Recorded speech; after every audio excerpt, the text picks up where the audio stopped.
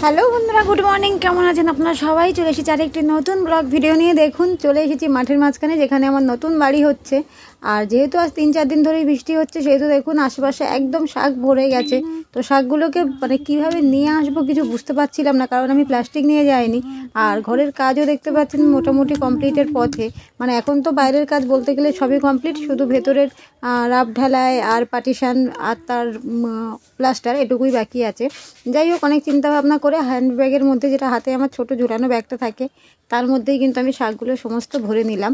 এদিকে বাড়ি চলে এসেছি। বাড়ি চলে আসার পথে দেখুন, যেহেতু আমাদের পাড়ায় এখন টাইম কলের জন্য রাস্তা কেটে পাইপ বসানো হচ্ছে, দেখুন কি দুর্দশার মধ্যে দিয়ে চলতে হচ্ছে। এদিকে বৃষ্টি হচ্ছে 3 দিন 4 দিন, এদিকে একপারে ড্রেন, একপারে পাইপ কাটা বসানোর জন্য রাস্তা কাটা হয়েছে।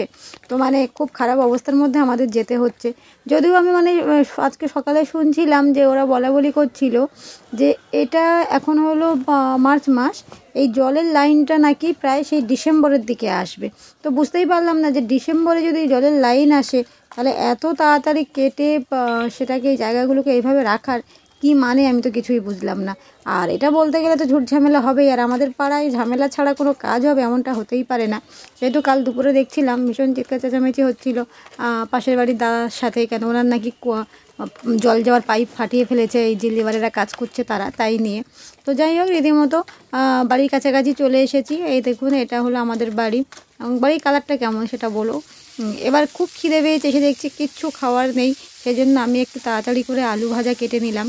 হ্যাঁ, এবার আলু ভাজায় আমি একটু পেঁয়াজ লঙ্কা দিয়ে আর একটু রসুন কুচি দিয়েছিলাম, দিয়ে তার সঙ্গে দিয়ে দিচ্ছিলাম কিন্তু একটা ডিম। হ্যাঁ, মানে আলু ভাজাটা এমনিও খাওয়া যেত, কিন্তু ভাবলাম একটা ডিম দিয়ে দিই, তাহলে একটু ভালো লাগবে। তো যাই হোক, এদিকে আলু ভাজতে ভাজতে দেখছি আবার বৃষ্টি আরম্ভ হয়ে গেছে। দেখো চারদিকে দেখতেই পাচ্ছ যে কীভাবে বৃষ্টি হচ্ছে। আর আমার ঘরের এই পেছন দিকের অংশটা না খুবই সুন্দর, দেখো কি সুন্দর সবুজে ভরা। এবার ততক্ষণে আমার আলু ভাজাও হয়ে গেছে।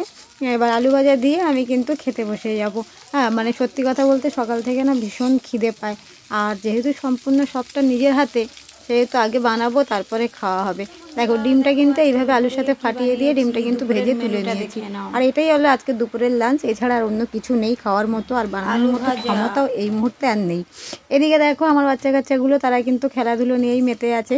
আর চিনি একটু দুষ্টু করে বেশি, মানে সব কিছু থাকলেও চিনি এসে তোজোর কাছ থেকেই কেড়ে নেবে। আর তোজো, যেহেতু চিনি আর তোজোর ওদের দুজনের ভীষণ ভাব, সেহেতু কিন্তু তোজো খুব একটা অসুবিধা করে না, মাঝে মধ্যে একটু ঘাট ধরে নেড়ে দেয়।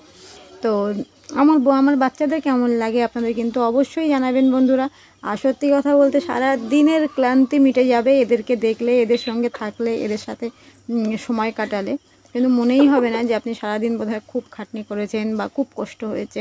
যেটা বলে না, মানুষ যখন একাকিত্বের ব্যাপারটা চলে আসে না, তখন বোধহয় মানুষ বেশিরভাগ পশুদের উপর ডিপেন্ড হয়ে পড়ে। যাই হোক, ওনারা দুজন ওদের মতো খেলছে, আর এই যে আরেকজন সুন্দরী বসে বসে দেখুন কীভাবে টমটম টমটম করে লেজ নাড়িয়ে যাচ্ছে। বন্ধুরা, আমার পুরো ভিডিও দেখার জন্য অনেক অনেক